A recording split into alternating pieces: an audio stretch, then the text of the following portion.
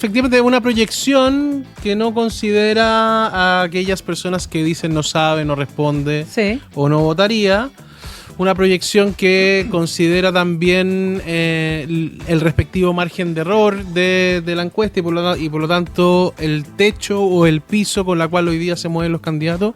Y a pesar de que no vemos variación en los dos primeros lugares, es decir, que Janet Jara, si la elección fuese el próximo domingo, estaría en 29% con un piso de 26 y un techo de 32%. Y que José Antonio Kast estaría en 24% con un piso de 22 y un techo de 26. Y que por lo tanto la distancia de Jara y Kast con respecto a quienes lo siguen sigue siendo una diferencia estadísticamente significativa. Y por lo tanto, lo que hemos dicho todos los domingos, si la elección fuese el próximo domingo, hoy día tenemos un escenario de segunda vuelta con Jara y con Kast. Lo que me parece interesante de esta semana es que en términos estadísticos podemos hablar de un virtual triple empate entre Evelyn Matei, Johannes Kaiser y Franco Parisi. Claro. Matei está en un 16% con un piso de 14 y un techo de 18. Kaiser con 13 tiene un piso de 15, un techo de 15, perdón, y por lo tanto el techo de Kaiser es más alto que el piso de Matei. Y Franco Parisi con 12 tiene un techo de 14, que es el mismo piso de Matei, y por lo tanto hoy día hay un triple empate en esta disputa por el tercer lugar. Me parece interesante en este contexto que la gran diferencia que se ha venido acumulando semana a semana, pero que no ha pasado desapercibido, es el crecimiento de Johannes Kaiser. Que en agosto estaba en 5 puntos y hoy día, esta semana, llegó a 12%. Ha crecido 7 puntos en los últimos 2 meses. Y esos votos vienen principalmente desde José Antonio Kast. Hay un movimiento intracandidatos. Fuga de votos desde Kast a Kaiser, fuga de votos desde Matei a Kast. Esos son los principales movimientos. En general, el voto de París se ha mantenido muy estable. El voto de Janet Jara es muy estable. Y entre las derechas se van quitando o sumando votos dependiendo de la semana. Ahí, lo que se va de Kast no lo logra capitalizar bien Matei, finalmente. Se ha ido casi en un 100% a Johannes Kaiser. Casi en un 50%, en un 100%. Y la caída, por ejemplo, de Matei de 18 a 14 a Kast. O sea, los votos de Matei fluyen hacia Kast, los votos de Kast fluyen hacia Kaiser. Y ahí se produce movimiento. Luego, con Harlan Mike Nichols también se generan algunos movimientos. Cuando sube un puntito puede venir de Matei y después lo recupera la Matei.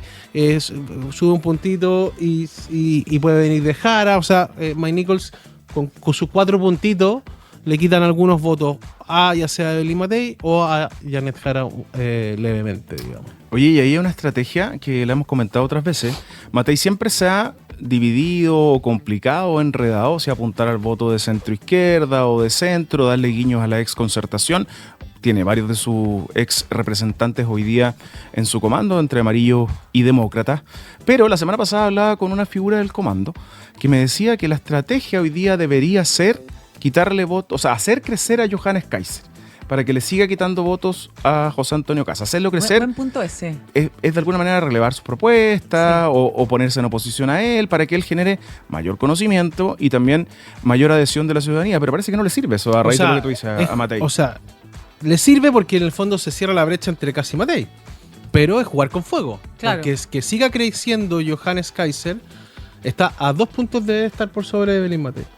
O sea, si pongamos en el escenario, Kast cayera 3 puntos más, de 22 a 19, sigue pasando segunda vuelta. Claro. Y lo que terminaría ocurriendo es que Kaiser pasa de 12 a 15, queda en tercer lugar y Matei estable en 14. O sea, es jugar con fuego. Sí, igual ha hecho a varios guiños, además. No, mucho guiño. Mucho guiño, que le cae bien, que trata mejor a las mujeres, un montón de cosas. Pero si uno empieza a mirar como los últimos días, ha sido todavía más evidente ese como coqueteo. Tinderazo, iba a decir yo. Un paso más allá, dijo la cara. Es que justo estaba en una reunión. Estaba pensando en Tinder. Pensando en Tinder. Ojalá que nos escuche. Pero estaba esto pensando en la en casa. algo así, como un coquetín. Por suerte no dijo OnlyFans. Oye, yo creo que lo interesante de esta primera vuelta es que se está consolidando, desde mi punto de vista, el hecho de que al final lo que estamos viendo, o lo hemos visto durante los últimos 3-4 meses, es que la primera vuelta es una primaria del rechazo. No es una primaria de derecha, es la primaria del rechazo. Y fíjense por qué. El apruebo ya tuvo su primaria, legal, donde decidió que la mejor candidata era Janet Jara, por sobre Toá, Winter y Mulet. Las distintas expresiones del apruebo. ¿Apruebo para reformar o solo apruebo? ¿Te fijas? Decidió que Janet Jara era la mejor. Y ahora, en verdad, todos los movimientos que hemos visto entre una semana y otra son movimientos entre los candidatos que representan el rechazo: Kaiser, Kast, Matei, Parisi y Harold May Nichols. Son las 5 fuerzas diferentes que se diferencian entre sí, que representan alguna expresión del 62% que votó rechazo en el plebiscito de salida. El clivaje de esta elección es apruebo-rechazo. Es el apruebo y el rechazo. Sí. Janet Jara no supera los 33 puntos. Y todos los candidatos que acabo de nombrar suman 62%. No hay espacio para experimento. Esa es la sensación que me queda a mí, que para la parlamentaria pasa un poco lo mismo. O sea, no hay espacio hoy día para quebrar ese tercio y 2/3 que representa el rechazo. Sí. Y la pregunta entonces relevante es: ¿qué candidato de estos 5 representa mejor o en un porcentaje mayor a las fuerzas del rechazo? Y también pasa otra cosa interesante, fíjate, que es que estos 5 candidatos se están ultra segmentando. Parisi representa hombres jóvenes de centro, donde la preocupación es la economía. Kaiser son hombres más mayores de 50, que su preocupación es inmigración, seguridad, Kaiser también joven, cambio radical. Pero fíjate que Kaiser es mucho más mayores de 50. Ya. Matei, mujeres, mayores de 55 años, más C1, C2, que quieren en el fondo gobernabilidad, capacidad de diálogo. Kast, muy transversal en su segmento, mucho más fuerte en 35-54, pero delincuencia, economía, cambio radical, ¿cierto? ¿Y en el ABC1 cómo se mueve la cosa? En el ABC1 es fuerte, por una parte, Janet Jara, ABC1 C2, ¿cierto? ¿Ya? Es fuerte Janet Jara, en una base estructural, el joven universitario, ¿cierto? Ahí está su base de apoyo más dura, que es el mismo que aprueba el gobierno. Luego Kast y Matei, juntos empatados más o menos con Matei. Me pasaron un dato, no sé si se la hacía, pero me llamó mucho la atención. Hay algunas encuestas que andan dando vuelta del Distrito 11, porque los parlamentarios hacen sus propios datos. Sí. Y me dijeron que en el Distrito 11 está empatada Matei con José Antonio Kast. Eso sería, desde mi punto de vista, una muy mala noticia para la candidatura de Evelyn Matei.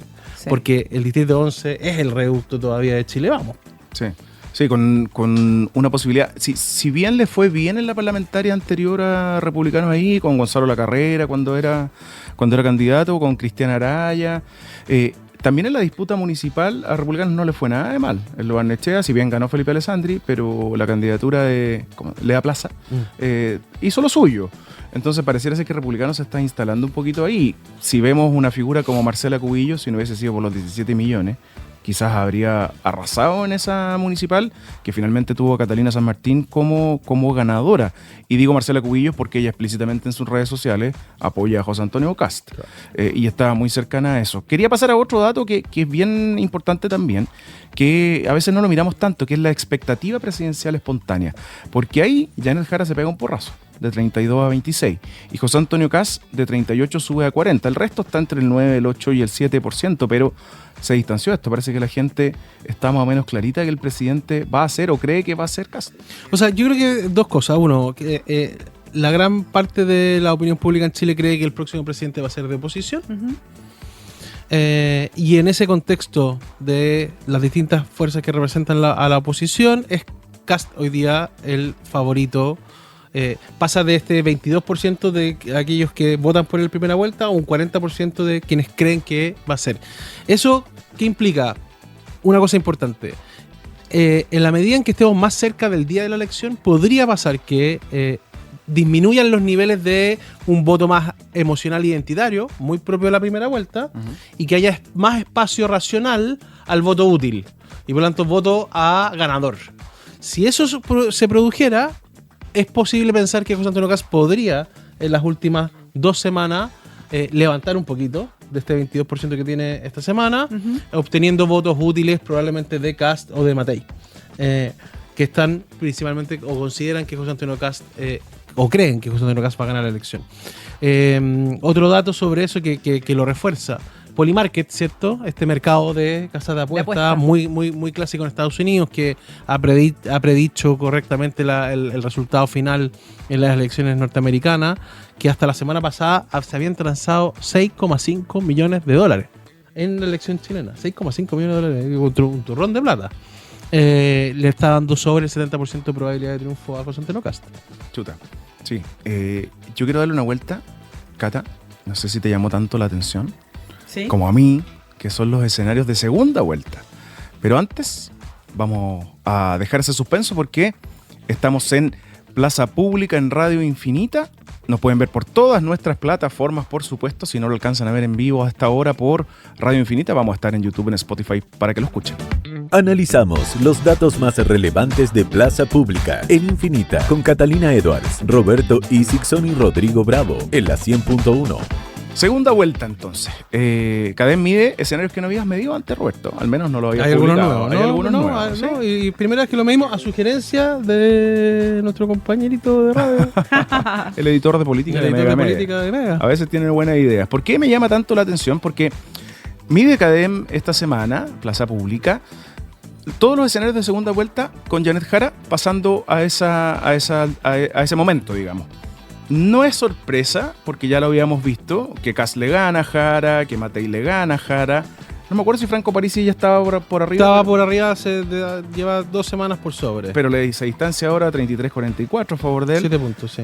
Kaiser le gana a Janet Jara. Estuvieron empatados generalmente y ahora aparece arriba Kaiser 5 puntos. Y este es el dato que más me llama la atención. Harold May Nichols es un escenario ficticio o poco realista hoy día. Pero si Harold May Nichols pasara a segunda vuelta, con Janet Jara están prácticamente empatados, 33-32. Sí. ¿Les llama la atención eso? Sí. Pero fíjate que, a ver, yo creo que lo más interesante de estos escenarios, o lo más interesante desde mi punto de vista, más allá de lo de Harold, es que Janet Jara, independiente de quién sea, quien esté en segunda vuelta, hoy día no supera el 35%. Se pone, por así decirlo, cerca del 38% que votó a prueba. Pero no logra superarlo. Ni siquiera con Marco Enrique Minami, que es su escenario más favorable, de 12 puntos por sobre, pero con mucha no respuesta. O sea, hoy día todavía Janet Jara tiene piso sólido para pasar a segunda vuelta, pero su techo es igual al piso. Entonces, Janet Jara tiene un tremendo desafío en estas 4 semanas y obviamente en un escenario de segunda vuelta de presentarle a la opinión pública una candidatura que se sienta que puede ganar. Que va a tener que, probablemente, si hoy día estamos jugando fútbol, va a tener que proponer que esto es un partido completamente diferente, invitarnos a jugar básquetbol. Va a tener que cambiar el eje, porque en esta estructura actual no está siendo competitiva. O sea, el máximo desempeño, de nuevo, de Janet Jara es 35 puntos con Kaiser. Y en general se repite el 33 puntos con Kast, 30 puntos con Matei, 33 puntos con Parisi, 35 con Kaiser, 33 con Harold May Nichols, 33 con Marco Enrique Minami. Oye, pero es que además que el desafío ahora es, bueno, de muy corto aliento, pero además con muy pocos puntos de inflexión hacia adelante, porque los debates va quedando nada, la franja, no sé el efecto de la franja, se puede como prolongar más allá de 1 o 2 semanas. Roberto, vamos a medirlo esta semana. Tú le pones las fichas siempre a los debates televisivos. Le ponemos las fichas a los debates televisivos porque el 21 movieron la aguja. Sí. Sobre todo el de Anatel y uno de intermedio que no recuerdo. De Canal 13. Que fue el de Canal 13. O sea, el que viene ahora. Claro. ¿Qué es lo que queda ahora? Queda los efectos de la franja que compartió recién el viernes. Pero yo creo para el efecto que tenga. No se prolonga más allá de 1 semana. Después tenemos este domingo, debate Canal 13. Sí. 4 de noviembre, debate Archi. 10 de noviembre, 6 días antes de la elección, debate Anatel. Eso es lo que queda, no queda más. Ahora, lo que ha pasado con los debates hasta ahora es, desde mi punto de vista, un empate a 0. No ha pasado mucho. La única diferencia en el efecto del debate que organizó Chilevisión con el debate que organizó Mega es que Harold May Nichols, que había tenido una buena evaluación en el primero, no la tuvo en el segundo. No fue bien evaluado, no sorprendió. Ya fue como lo mismo, digamos. Quizás lo distintivo un poquito sigue mejorando Kaiser en su desempeño en los debates. Eso te iba a decir. Que correlaciona con que viene creciendo en su intención de voto, pero empate a 0. Entonces, evidentemente que a Matei, a Kaiser y a Parisi no les sirve el empate a 0 en los debates. No les sirve. Y en eso creo que tanto Jara como Kast han cumplido con su misión de llevar a los debates a la irrelevancia, porque eso les permite mantenerse en el primer y en el segundo lugar. Ahora en ese de nada fue bien de guante blanco, ¿eh? Nos tocó estar ahí con la Cata, Roberto también nos acompañó. Sí. Cata, excelente moderadora y con una complejidad que fue en la... Podríamos hablar sobre todo en algún momento... tenemos que hablar de eso, ¿ah? Sí. Pero la mejor parte de ENADE, por lejos, el punto alto, junto con Dorothy, fue cuando tuviste que pedirle paciencia y fe a los asistentes. Se entiende solo en el contexto en el que estábamos, porque el presidente venía hablando de la fe, encíclica, claro, estaba citando a León XIV, algo que jamás me hubiera imaginado que podría haber ocurrido, digamos. Sí. Eso habla también un poco del cambio de los cambios del presidente. El presidente en otro mood completamente. Pero hablemos de eso en un rato más. Oye, sí, porque yo tengo una pregunta tonta. A ver si me la puedes explicar. No hay preguntas tontas, sino tontos que no preguntan. Exacto. Ya, voy a preguntar, muy inteligentemente. En la pregunta, ¿quién ganó el debate? Janet Jara aparece con un 21%, como la ganadora. Casi empatada con Kast con 20, Kaiser 16, Matei 13, Parisi 8, Mike Nichols 3, Marco Enríquez 2 y Eduardo Artés 1. Sí. Pero cuando evalúas el desempeño es muy distinto el resultado. Las notas, porque ahí Matei aparece con la mejor nota empatada con José Antonio Kast, prácticamente empatada con Johannes Kaiser, Mike Nichols, Parisi, Jara, Ominami y Artés. Claro. Eso es lo que dice. ¿Por qué la diferencia? La diferencia entre quién ganó y quién está mejor evaluado. No, ojo, primero voy a aclarar algo. Artés no tiene nota ni evaluación porque verdad, no participó del debate. ¿Qué es lo que ocurre, digamos? Que es que que no son muy distintos. Lo que pasa es que la nota al final es un promedio de notas que van de 1 a 7. Y por ejemplo, el quién ganó es una respuesta única y la nota es una respuesta múltiple. Entonces, ¿se entiende la diferencia? Sí. Yo podría ponerle una nota 5 a Kast y no creer que ganó, o ponerle un 7 y no creer que ganó. ¿Te fijas? Pero creo que muestran más o menos lo mismo. Que es que, en general, primero, lo que ha pasado hasta ahora en relación a los debates, que hay una correlación con la intención de voto. Los dos que se perciben como ganadores son los dos que están marcando más en intención de voto, Jara y Kast, y por lo tanto me parece interesante el cruce entre cómo es la intención de voto y la percepción de quién ganó. Y ahí es donde quedan al debe Kast y Jara. Porque Jara está, decíamos, esta semana en 26 puntos, pero solo un 21% cree que ganó, 5 puntos por debajo de su intención de voto. Pero ganó. Claro, pero ganó. Pero 5 puntos por debajo, o sea, hay 5 puntos de personas que dicen que votan Jara y no creen que ganó. Eso no la dejan en un desempeño positivo. Sí, bueno. En el caso de Kast es menos. Que tuvo. Claro, ¿te fijas? Entonces, Jara no es. Si uno lee el detalle así y hace este cruce, me parece que eso es lo interesante. Jara marca 26 y solo el 21% cree que ganó. Hay 5 puntos de personas que votan Jara, que no creen que ganó el debate. Es un desempeño negativo. ¿Qué pasa con Kast? Tiene 22% de intención de voto, el 20% cree que ganó, la fuga es muy baja. Efecto neutro. Claro. ¿Qué pasa con Kaiser? Está marcando 12, ¿cierto? Pero el 16% cree que ganó. Más 4. Efecto positivo. Matei, efecto neutro. Parisi, efecto levemente negativo. Entonces, en el fondo, si uno analiza las variables, el que está destacando en el último debate es Johannes Kaiser. Sí, pues, totalmente. Porque se puso 4 puntos por sobre su intención de voto. Sí. Oye, y ahí, Cata, ¿cómo ves tú a Kaiser? Porque yo lo comentaba hoy día en la mañana en Mega Noticias Alerta, que estamos ahí con Mauricio Morales todos los días, para que lo quieran escuchar a las 10 de la mañana. Oye, ¿está ahí en todo? Ya haciéndolo en todo. De todo Un poco, sí. Y aquí, por supuesto, el ¿postulando para el festival? Podcast con permiso, me voy a meter a Coliseo ahí para ver si puedo hacer una rutina de stand-up que llame la atención. Pero al menos jurado el festival con la Cata, ¿no? Sí, pues. La Cata ya fue, así que me toca a mí. Yo no me puedo repetir el plato. ¿No te puedes repetir el plato? No, vamos a ver, es entretenida esa. Podríamos hacer apuestas. Yo también podría ser el mejor rol jurado. De todo, lejos. Si Mega quiere, yo también podría ser jurado. Oye, postulo. Se los recomiendo, muy entretenido. Oye, y ahí te quería preguntar, Cata, porque la estrategia de Kaiser, ¿cuál es? Porque aparece menos que los demás candidatos públicamente, no tiene la misma cobertura, no porque no queramos, sino porque hace menos cosas o hace cosas más bien privadas. Él optó por desplegarse la metropolitana primero y ahora se está desplegando por regiones. Sí. Hoy día estuvo en Concepción, por ejemplo, y pareciera ser que esa estrategia de ir al terreno, de menos visible pero más contacto con la gente, le está funcionando, porque ese voto duro que tenía está volviendo. Entonces Kaiser pasa a ser una figura relevante en esta ecuación. ¿Cómo lo ves? Súper interesante lo que tú comentas, Rob, porque él sigue con su discurso disruptivo. Y en el fondo esa disrupción, creo yo, es también movilizar a los nichos que antes no votaban. Está llegando más a los jóvenes. Yo no sé si tú tienes los datos como más concretos, Roberto, pero yo tengo la idea de que ese factor sorpresa viene dado últimamente por lo que está pasando con los jóvenes. Lo veo en las redes sociales, lo veo en lo que se comenta entre los estudiantes, como efectivamente hoy día él, con esa como mirada anti-elite, criticando los consensos políticos, también se impone, llama la atención y es una sorpresa para los nuevos votantes. Yo creo que ahí está como su fuerte en las últimas semanas. ¿Nuevo votante obligatorio? ¿Voto obligatorio?